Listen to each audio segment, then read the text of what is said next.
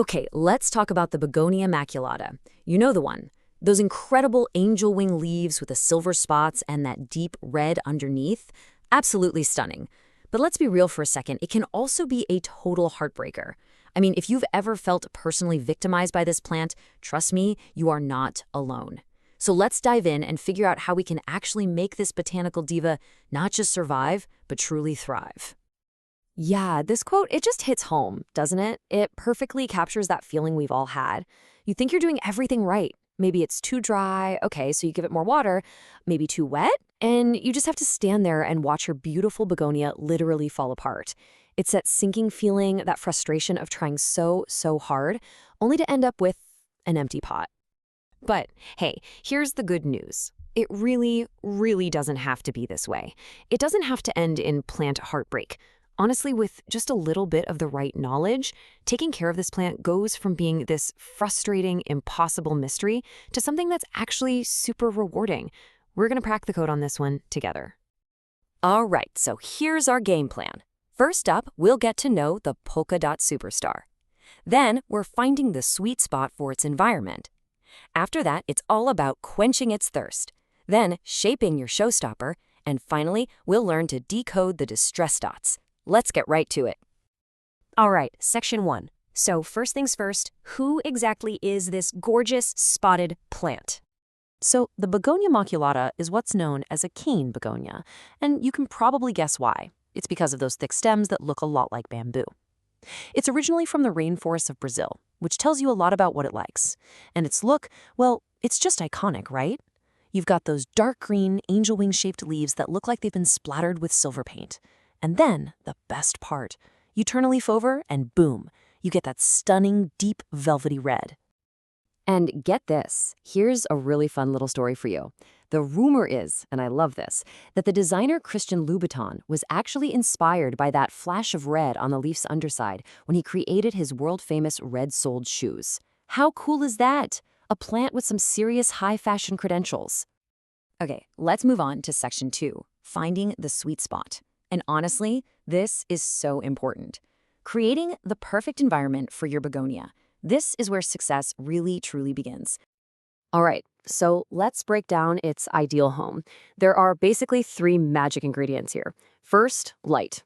It needs bright, indirect sunlight. And I mean indirect. Any direct sun is just going to scorch those gorgeous leaves.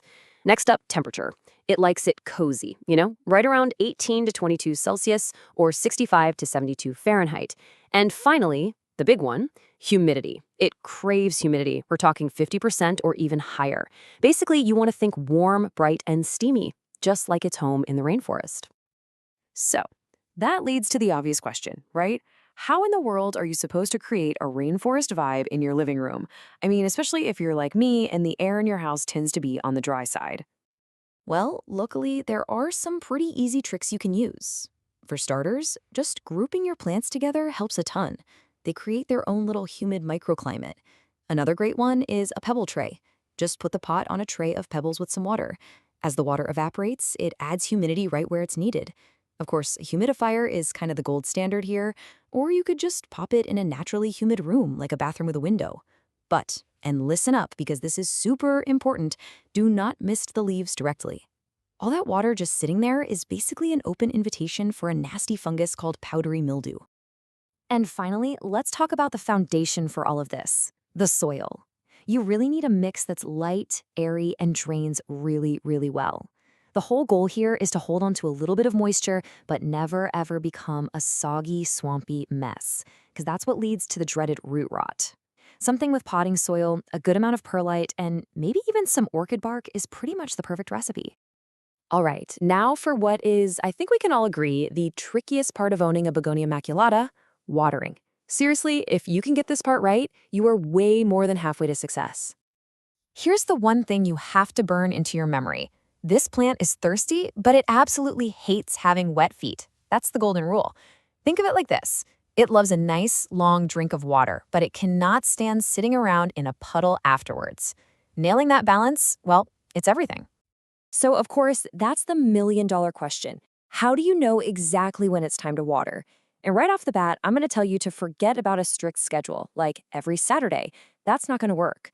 Your plant's needs are going to change with the seasons, the light, everything. The answer is actually beautifully simple. It's the good old finger dip test.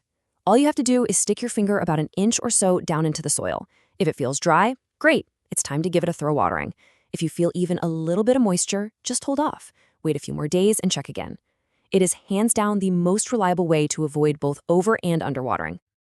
So, this is a great little cheat sheet for what can go wrong. If you're seeing yellowing leaves and the stems are getting kind of mushy or rotting, that's a classic sign of overwatering. The solution is simple. Let that soil dry out more between waterings.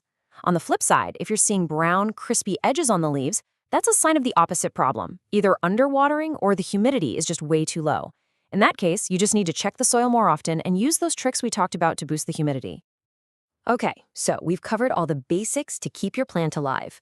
Now let's talk about how to make it look like a real showstopper. It's time to get into the fun stuff, pruning and feeding. So here's the thing about cane begonias. If you just let them go, they can get really tall and leggy. You know where you have these long, kind of bare stems with just a little tuft of leaves at the very top? By giving it a regular trim, you encourage it to send out new growth from lower down, which is what gives you that gorgeous, full, bushy look that we're all after. So seriously, don't be afraid to give it a little haircut. And you want to know the absolute best part about pruning? Free plants. Propagating these is incredibly easy. All you do is snip off a healthy stem, making sure you cut just below a node. That's that little bumpy joint where a leaf comes out.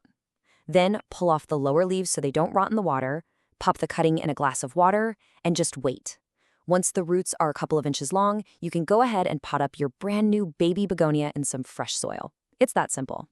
And of course, to support all that amazing new growth, you're going to want to feed your plant. Think of it as giving it a power boost during its growing season, which is spring and summer. A simple, balanced liquid fertilizer diluted just like the package says, given every 2 to 4 weeks, is perfect. It'll give it all the nutrients it needs to push out those vibrant leaves and, if you're lucky, maybe even some beautiful little flowers. All right, our last section, let's talk troubleshooting.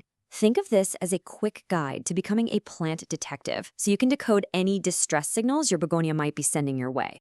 Okay, the number one problem you might run into with begonias is something called powdery mildew. It looks exactly like it sounds, like someone sprinkled a white, dusty powder on the leaves. Now here's the key thing to understand. It's caused by that high humidity the plant loves, but combined with poor air circulation. This is exactly why we said don't miss the leaves and why you shouldn't cram your plants too close together. Good airflow is seriously your best friend in preventing this. When it comes to pests, there are 2 usual suspects.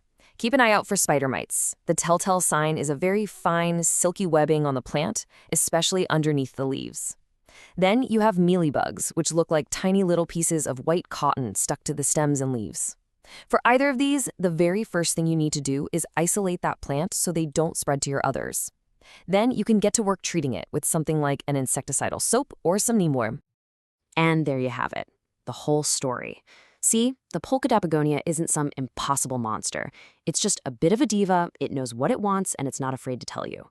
But once you understand its needs, that perfect combo of light, water, and humidity, you can absolutely turn that struggle into a huge success.